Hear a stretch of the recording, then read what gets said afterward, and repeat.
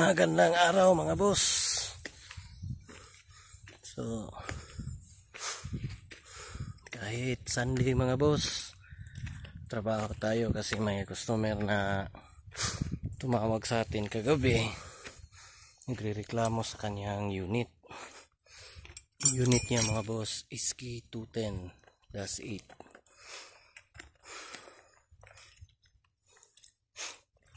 Tingnan muna natin mga boss kung ano problema nito.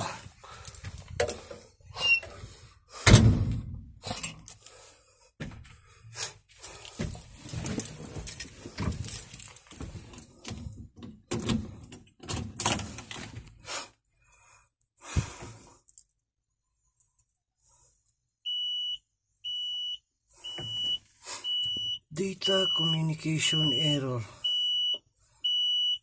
CPU data communication error.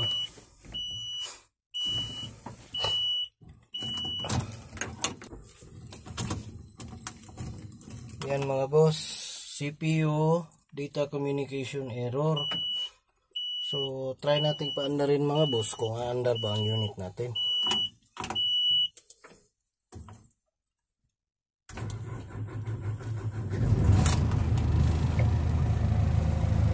Yan. So mandar mga boss. Try nating paggalawin mga boss.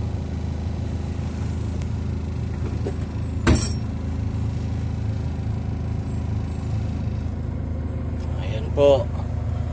Wala po siyang RPM. Gumagalaw naman pero mahina. Wala siyang RPM. Ayan po.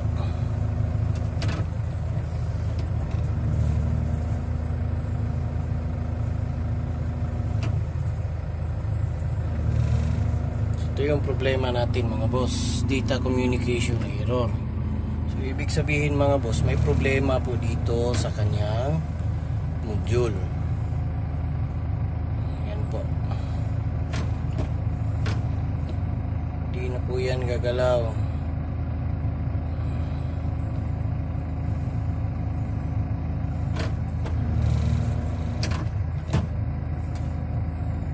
So yan mga boss, solve natin yung problema nila mga boss. Meron tayong dalang module dyan mga boss, kaka-repair lang natin yan. So try nating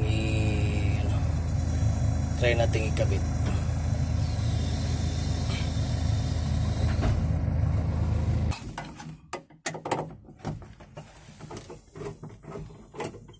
Balik kabal sa papaan sa insang unit.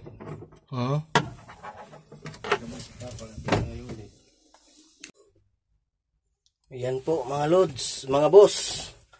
So kahit gano'n na po kalaki yung problema ng unit, so chinek po natin ang lahat ng mga harness. Hindi ko na lang po na ipakita sa inyo kasi ang hirap pong mag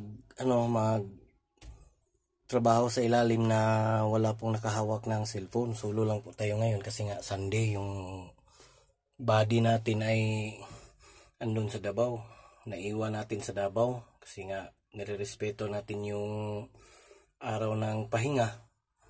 So yan, nag-solo lang po muna tayo ngayon. So update ko po kayo mga boss.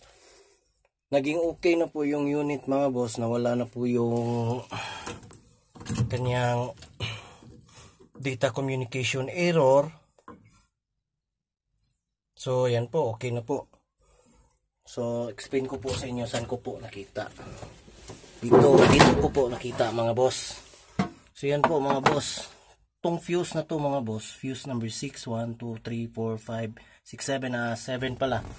So yan mga boss, ito yan, 5 amperes papunta sa microcontroller dito po. So nakita ko po kanina, putol po ang fuse na to. Kaya pinagpalit ko na lang dito sa fuse nito kasi po ito ay sa auto grease lang. So wala naman pong auto grease na nakakabit dito sa mismong unit natin. Kaya tinanggal ko na lang, pinalit ko dito. So yun po ang naging resulta, naging okay po ang unit natin. ibig sabihin po walang problema ang kanyang controller mga boss.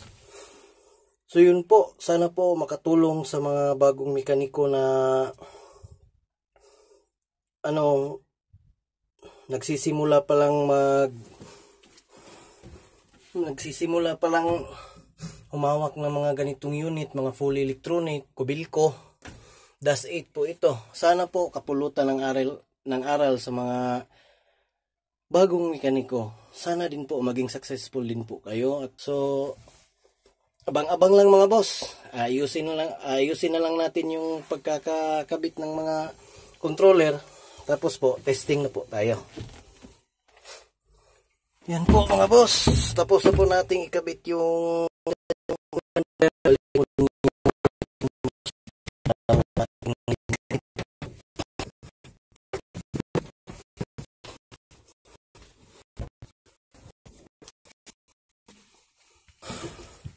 so yan po mga boss. Sa ibabaw na cover naman ang ilalagay natin.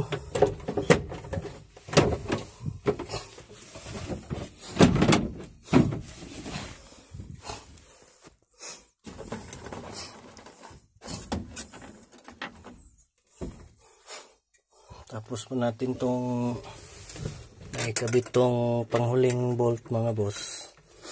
Testingin na po natin yung unit. Tapos higpitan na rin natin yung mga cover sa ilalim na tinanggal natin kanina sa pag line to line tracing natin. Yan.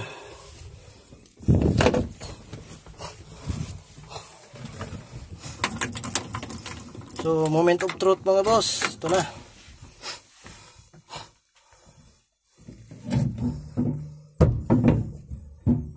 Ayan po mga boss. Wala po talagang problema yung controller ng unit natin. Yung fuse lang talaga mga boss. So ayan, mandar na mga boss. Dito na tayo mag RPM.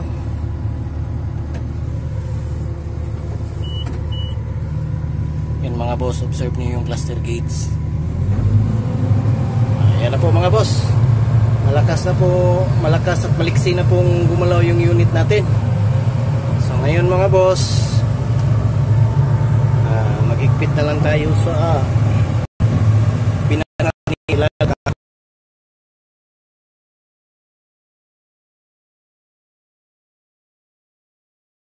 So yan mga boss, sasauli ko na lang muna yung higpitan ko na lang muna yung mga bolt dito sa ilalim mga boss.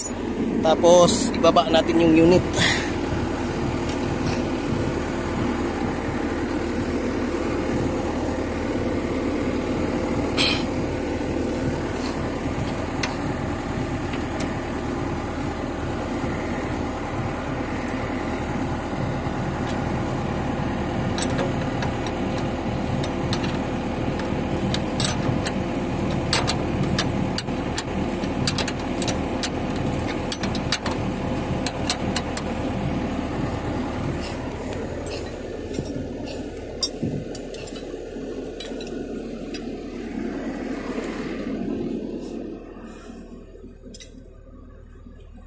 Lagayin lang muna natin to sa likod mga boss.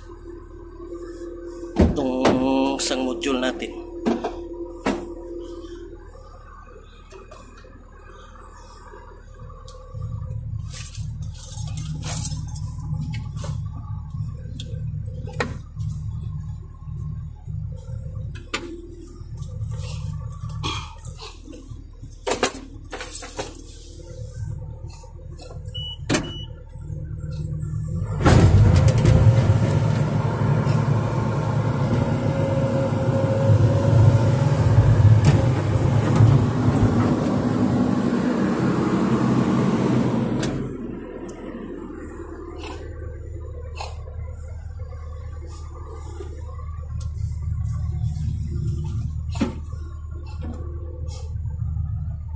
So yan po mga boss. Okay na po ang unit natin. Wala na pong data communication error. Sana po kapulutan ng aral to sa mga bagong mekaniko, sa mga bago na bago lang po nakahawak ng mga kubil ko, sana rin po suportahan nyo ang channel ko, Pobreng Mekaniko 18 po sa YouTube. At saka huwag nyo pong kalimutan na mag-like, share, and subscribe sa aking page at saka sa aking YouTube channel. At pakihit na rin po yung notification bell para po maging updated kayo sa mga bagong videos na gagawin natin. So yun lang po. Isang masaganang Sunday po sa ating lahat. And good day at saka God bless. Salamat po.